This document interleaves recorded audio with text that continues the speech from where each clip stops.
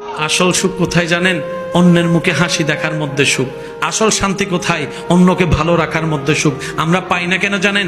আমরা অন্যের মুখের হাসি কেড়ে নিজে হাসার চেষ্টা করি, অন্যকে আগুনে ফেলে নিজে এসির মধ্যে থাকার চেষ্টা করি, অন্যকে বেইজ্জতি করে নিজে ইজ্জতে থাকার স্বপ্ন দেখি।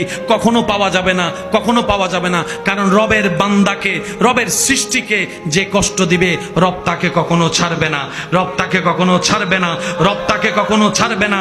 রব্বুল আলামিন অতীত বর্তমান সব জানার পরও হাসরের বিচার রেখেছেন। তার অন্যতম একটা কারণ হচ্ছে এই দুনিয়াতে যারা টাকার কারণে বিচার পায় নাই, সম্পদের কারণে বিচার পায় নাই, পাওয়ার না থাকার কারণে বিচার পায় নাই, সম্পদের জুলুমের কারণে অত্যাচারিত হয়েছে, বিচার পায় নাই, আল্লাহ সবাইকে হাসরে নিয়ে বলবে, বান্দা দুনিয়াতে তো টাকার কাছে তোর ন্যায় বিচার হেরে গেছিল, শক্তির সামনে তোর ন্যায় বিচার হেরে গেছিল, জনপাওয়ার না থাকার কারণে তোর পক্ষে কেউ কথা বলে নাই।